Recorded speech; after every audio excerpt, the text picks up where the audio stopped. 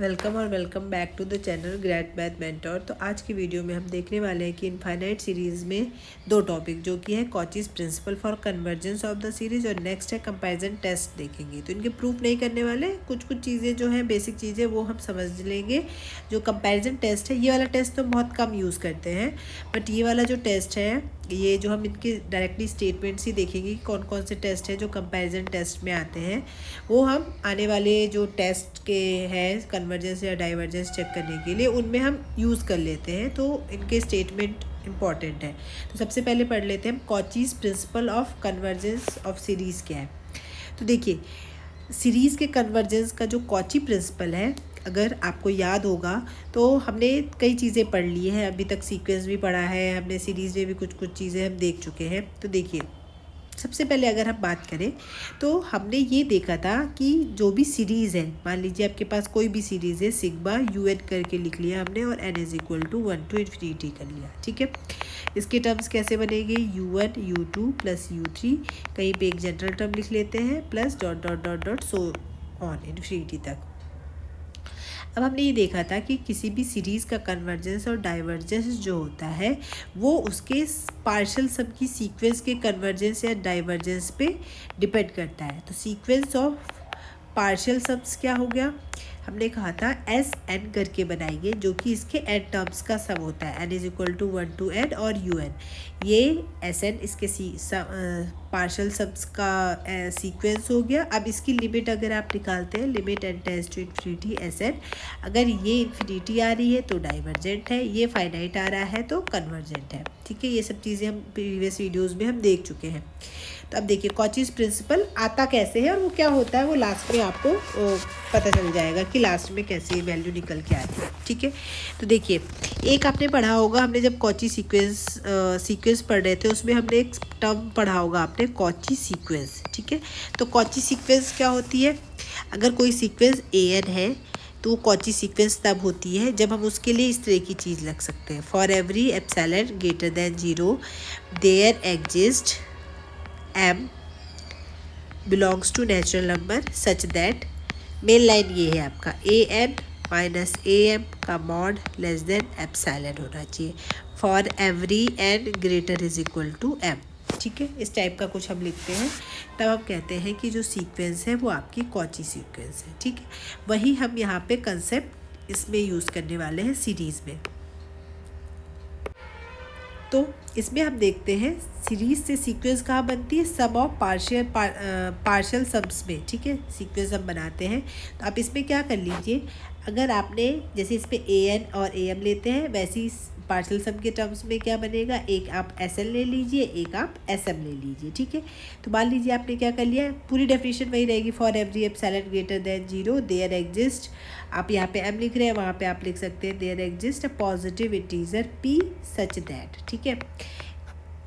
यहाँ पे लिख लेते हैं for every epsilon greater than 0 there exist p belongs to natural number such that. कैसा नेचुरल नंबर एग्जिस्ट करेगा, क्योंकि हमने सीरीज से क्या बना दिया, सीक्वेंस, तो सीक्वेंस के लिए जैसा बिहेवियर होता है वही सीरीज़ का बिहेवियर होता है। तो हम क्या लिख सकते हैं, s n minus s m का जो मॉड होना चाहिए वो लेस देन एप्सिलॉन होना चाहिए, for every n comma m is greater than p, ठीक है। तो हमने यहाँ पे ये चीज़ हमने मेंशन कर दी। ये तो क्लियर हो गया कि चूँकि कोई सीक्वेंस अगर कन्वर्जेंट है तो कॉची सीक्वेंस भी होती है, और कॉची है तो ये डेफिनेशन आप लगा सकते हो। वैसे ही सीरीज़ है, सीरीज़ से आप पार्शियल सम की सीक्वेंस बना सकते हो, पार्शियल सम की सीक्वेंस में आप अगर कन्वर्जेंट है तो उसमें आप उससे कॉची सीक्वेंस और पार्शियल सम्स भी बना सकते हो, तो आप ये लिख सकते हो, ठीक है। अब आपने क्या करना है, इसको थोड़ा सा सिंप्लीफाई कर लीजिए। एस एन का क्या मीनिंग है, एस एन का मीनिंग है आपका एन टर्म्स का सम, यानी कि n is equal to 1 to n u n, और एस एम का क्या मीनिंग है, एस एम का मीनिंग है sigma n is equal to 1 to m u n। अब दो टर्म्स में एक नंबर बड़ा होगा, एक नंबर छोटा होगा, तो आप चाहे जिसको भी बड़ा ले लीजिए। तो मान लीजिए हम क्या ले रहे हैं, एन हम ले रहे हैं m से बड़ा है, ठीक है। तो अब देखिए क्या बनेगा, इसको बस सिंप्लीफाई कर लीजिए। एस एम का क्या मतलब हुआ, एस एम का मतलब हुआ u1 u2 plus dot dot dot dot u m. S n का क्या मतलब हुआ, u1 plus U2 plus dot dot dot dot, कहीं पे UM भी आएगा, आगे UM+1 आएगा plus dot dot dot UN, क्योंकि UN बड़ा है, M छोटा है, ठीक है।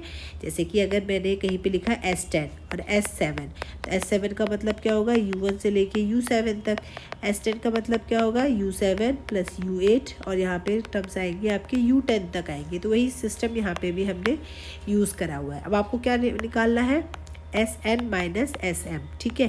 तो इसमें सबके आगे माइनस कर देंगे तो आपको पता है ये सब कैंसिल आउट हो जाएंगे, सिर्फ क्या टर्म बचेंगे, M के आगे के टर्म्स, यानी कि इसके मॉड के अंदर आप लिख सकते हैं UM+1 plus UM+2 plus dot dot dot dot UN, और ये क्या होना चाहिए, लेस देन एप्सिलॉन। तो आप यहाँ पे लेस देन एप्सिलॉन यूज़ कर लीजिए। इसको शॉर्ट में लिखना चाहें तो आप लिख सकते हैं sigma UN, N is equal to कहाँ से स्टार्ट हो रहा है, M+1 से स्टार्ट हो रहा है, कहाँ तक जा रहा है, N तक जा रहा है। इसका मॉड क्या आ जाएगा, less than epsilon for every N, M greater is equal to P, sorry greater than P, ठीक है। तो ये ही आपका क्या हो गई, कॉचीज प्रिंसिपल। और याद रखिएगा अभी हमने क्या बोला, अगर सीक्वेंस कन्वर्जेंट होती है तो कॉची भी होती है, कॉची होती है तभी ये लाइन लिख सकते हो ना।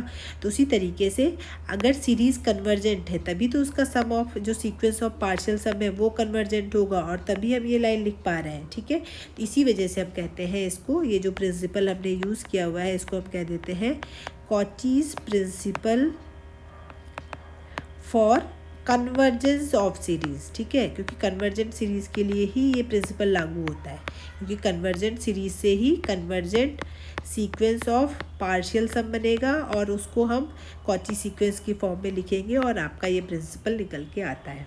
ओके, तो आई होप आपको कॉचीज प्रिंसिपल ऑफ कन्वर्जेंस भी समझ में आ गया होगा, ठीक है। यही होता है, ये जो लाइन हमने लिखी है कॉची प्रिंसिपल होता है, ठीक है। नेक्स्ट बात कर लेते हैं कंपैरिजन टेस्ट में, ठीक है। तो कंपैरिजन टेस्ट में छोटी छोटी चीज़ें हैं, आप कॉमन सेंस से भी आप इनको याद रख सकते हैं। देखिए, एक सीरीज़ है आपका UN, ये सीरीज़ अगर कन्वर्जेंट है तो आपको पता है इसमें मैं किसी कांस्टेंट टर्म से मल्टीप्लाई कर दूं और उसकी सीरीज़ बना दूं तो वो भी क्या होगी, कन्वर्जेंट ही होगी, इस पर कोई फ़र्क नहीं पड़ेगा। ऐसी एक और सीरीज़ है VN जो कि है कन्वर्जेंट, तो सिग्मा UN प्लस VN की भी जो सीरीज़ बनेगी वो क्या बनेगी, कन्वर्जेंट बनेगी। अगर ये भी कन्वर्जेंट है ये भी कन्वर्जेंट है, ठीक है। इसी तरीके से इन केस कोई एक दूसरी सीरीज़ ले लेते हैं जिसका नाम हम रख देते हैं WN, और अगर ये सीरीज़ आपकी डाइवर्जेंट है तो ऑब्वियस सी बात है UN प्लस WN की जो सीरीज़ बनेगी वो भी कैसी होगी, डाइवर्जेंट होगी, और सिग्मा C इंटू WN होगा, ये भी कैसी सीरीज़ होगी, आपकी डाइवर्जेंट सीरीज़ ही होगी, ठीक है। तो ये आपके प्लस माइनस भी आप चाहें तो इसमें यूज़ कर सकते हैं, ठीक है। ये तो सिंपल से टर्म्स थे। अब बात कर लेते हैं मेन आपके कंपैरिजन टेस्ट की, ठीक है। तो 4 या 5 तरीके के कंपैरिजन टेस्ट होते हैं, बट हमें चारों पांचों टेस्ट के बारे में बात नहीं करना है, हमको मेनली हम बात करेंगे 3 टेस्ट के बारे में बात करेंगे, ठीक है, जो कि आपके लिए बहुत इंपॉर्टेंट होने वाले हैं। तो देखिए, एक सीरीज़ है आपके पास UN, एक सीरीज़ है आपके पास VN, ठीक। और अगर इन दोनों सीरीज़ के nth टर्म्स में ये रिलेशन है कि इसका हर टर्म UN VN से छोटा है, for every N is equal to 1 2 dot dot dot dot so on, ठीक है, इसका हर टर्म इसके टर्म से छोटा है। अब आगे देखिए, अगर VN जो सीरीज़ है वो अगर कन्वर्जेंट है, यानी ये सीरीज़ की कन्वर्जेंट है, तो ये क्या इम्प्लाइज करेगा कि ये छोटी वाली सीरीज़ भी क्या होगी, कन्वर्जेंट, ठीक है। क्योंकि देखिए, सीरीज़ के कन्वर्जेंट का मतलब होता है सीरीज़ का सम फाइनाइट आ रहा है, तो जब बड़े टर्म्स के सम जो है वो फाइनाइट आ रहे हैं तो छोटे छोटे टर्म्स को ऐड करके तो फाइनाइट आएगा ही।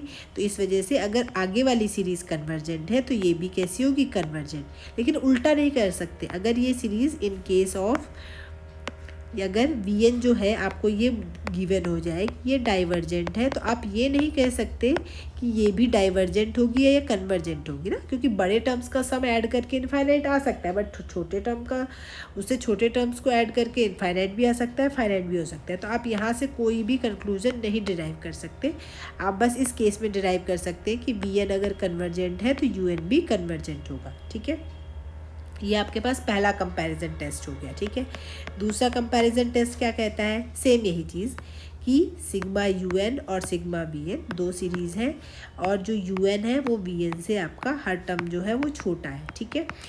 अब अगर इन केस जो छोटी वाली सीरीज़ है वो क्या हो गई आपकी डाइवर्जेंट, यानी कि इनको ऐड करने के बाद वैल्यू इनफाइनाइट आ रही है। तो ऑब्वियस सी बात है, जब छोटों को ऐड करने के बाद इनफाइनाइट आ रहा है तो बड़े बड़े टर्म्स को ऐड करके तो इनफाइनाइट आएगा ही।